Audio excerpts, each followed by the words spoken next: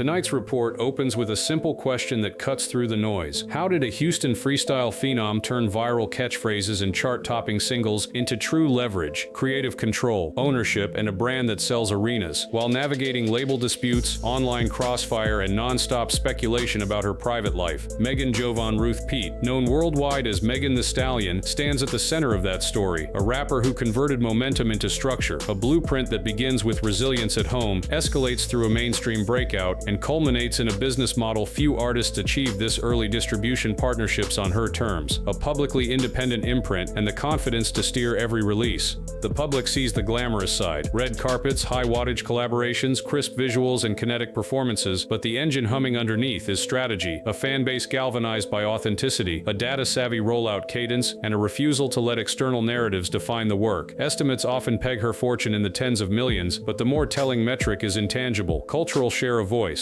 When Megan moves, timelines react, TikTok morphs, and headlines shuffle. That is reach. And reach is bargaining power. Our coverage will separate pageantry from proof: what's confirmed, what's reported, and what's merely rumor. We'll note where figures are estimates, where listings are unverified, where anecdotes are fan lore. We'll keep the tone clear, measured, and grounded. Coming up, the Houston roots that forged the performer, and the persona that would later dominate global stages and drive a new phase of artist autonomy. In our second report, we trace the origin story without romantic shorthand. Born February 15, 1995, in San Antonio, raised in Houston's South Park, Megan absorbed the studio as a second home because her mother, Holly Thomas, known musically as Hollywood, treated it like one. Those early sessions imprinted a work ethic, a love of wordplay, and a close-up view of how records get made when budgets are tight and time is scarcer. While her father's absence and later passing shaped her outlook, it also intensified her focus. The stage name, The Stallion, reclaimed the comments about her height and presence and flipped them into a banner of confidence. School hallways became proving grounds, lunchroom freestyles turned into local buzz, and by college she was threading classes with ciphers, posting ferocious clips that cut through social feeds, not because of gimmicks but because the breath control, punchlines, and cadence were unmistakable. That combination, technical precision plus unflinching self-definition, would later insulate her against industry turbulence. When the spotlight arrived, the craft had already been sharpened. She didn't wait for introductions or cosigns, she built her own runway. And that foundation matters, because what came next, viral slogans, fan armies, and brand moments, only endures when the fundamentals are non-negotiable. Up next, how a phrase became a movement, Savage became an era, and a mixtape mindset turned mainstream without losing its edge. Our third segment compresses a half-decade into a clean timeline. First, the breakout wave, Hot Girl Summer, transformed from a hashtag into a season-long phenomenon and a calling card for agency. Then Savage and its Beyoncé remix climbed to #1, with Grammys to match, vaulting Megan from ascendant to established. But momentum met fine print. A very public dispute with an early label arrangement triggered court filings, tense statements, and a crash course in contractual literacy. The headline outcome, after years of legal back and forth and a 2023 resolution, was a decisive pivot, Megan operating through her own entity, often referenced as Hot Girl Productions, with a 2024 distribution tie-up designed to preserve ownership of masters and publishing. This is the crux of the story from a business desk perspective, the difference between exposure and equity. Once the model flipped, the releases told the tale: Cobra, then Hiss, a ferocious record that opened at #1 on the Hot 100 and dominated conversation not merely on musical merit but on what it symbolized, an artist dictating tempo after reclaiming control. The chatter around rivalries and subliminals pulled plenty of clicks, yet the more durable news peg was structural. She showed that post-virality, you can renegotiate your place in the machine or build a smaller, smarter machine of your own. Coming next, the stage as proof of concept, where touring economics, production values, and fan culture converted leverage into receipts.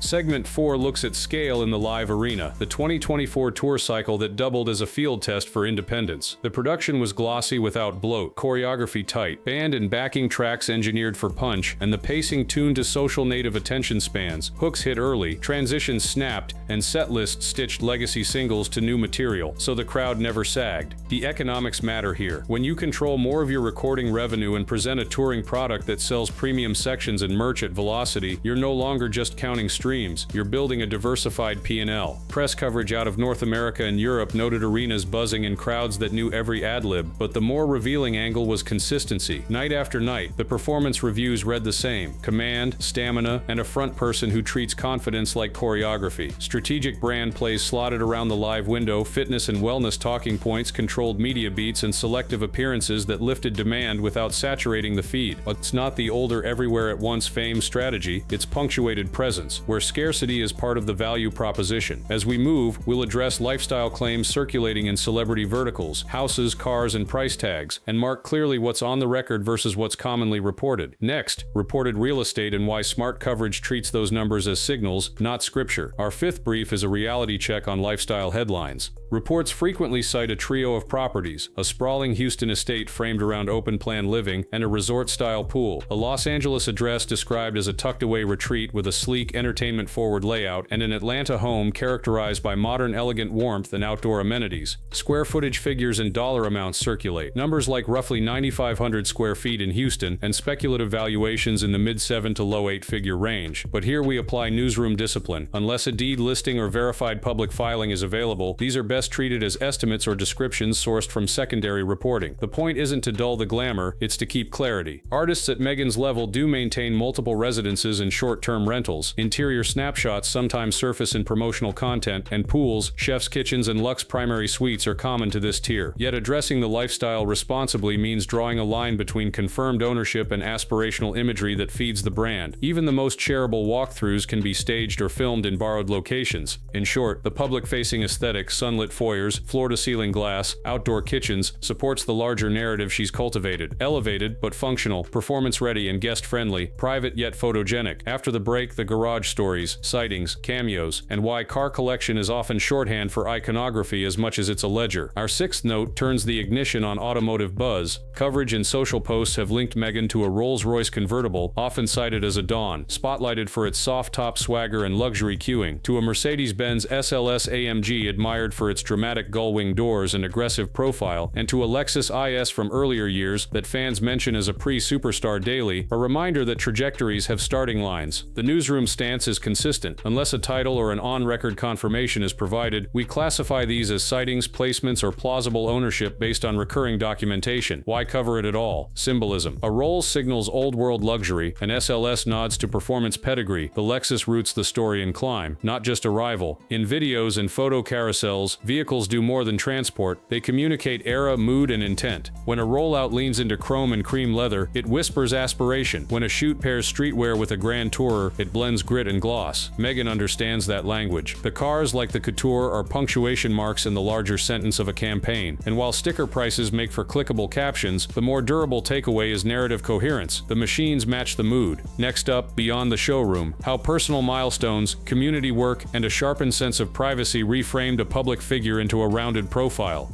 Our seventh dispatch steps off stage. Megan's private world by design stays mostly private, but several threads are confirmed and newsworthy. She celebrated academic completion at Texas Southern University with a health administration degree, honoring a promise to her late mother. She has spoken candidly about faith as an anchor during turbulence, and she has repeatedly translated pain into poise, most notably in the wake of the 2020 incident in which she sustained a foot injury and later testified an episode that culminated in a conviction and sentence for the assailant. Throughout, she neither retreated nor reduced the discourse to spectacle. She posted when necessary, performed when scheduled, and reminded supporters, hotties as she calls them, that joy and work could coexist. On the lighter side, her dogs have become minor celebrities, their accounts functioning as parallel PR streams that humanize the headlines. As for relationships, we'll stick to verified appearances and on-record status updates, noting past rumors as exactly that. Rumors unless and until a party confirms otherwise. The thematic constant is autonomy, in music, in business, and in boundaries.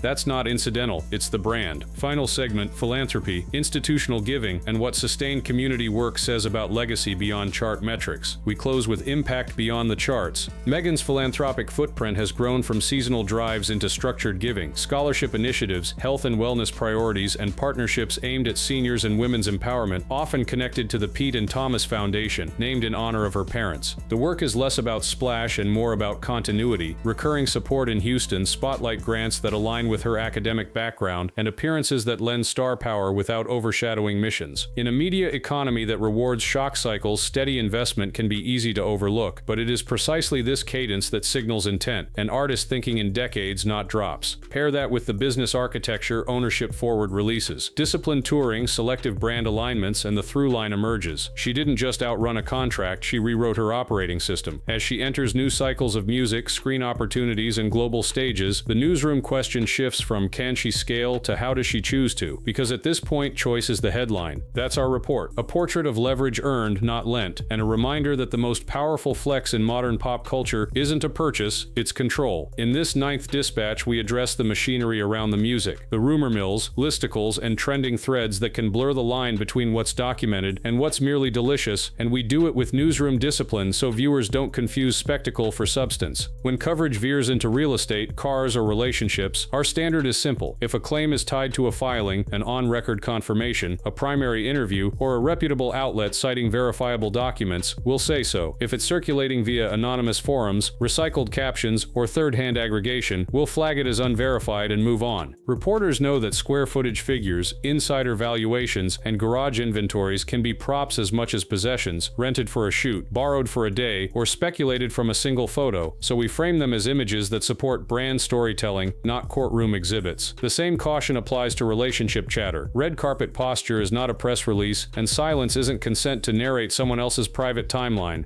We also adhere to platform-safe phrasing when sensitive topics arise, choosing accuracy without shockbait. That means avoiding graphic language and using careful terms when referencing health, legal matters, or traumatic events. Where allegations exist, we'll use reports say, documents indicate, or according to statements, and we won't promote conjecture to certainty just because it trends. Why does this matter in a profile of Megan Thee Stallion? Because the very arc that defines her current era, regaining leverage, steering rollouts, and setting boundaries, depends on clarity: who owns what, who decides when, and which narratives are chosen rather than chased. Our editorial choice is to keep the spotlight on the verified pillars of that arc. Chart results that can be checked, deals described by the parties involved, tour dates audiences attended, philanthropic programs with public footprints, and quotes given in full context. That approach respects fans who want truth over trivia and respects the subject by refusing to turn a life into a rumor ledger. In a media climate where velocity often outruns verification, this is our speed limit and our promise. We'll be fast, we'll be vivid, but we won't be reckless. Coming up, the closing view. What the next season of releases, performances, and partnerships could look like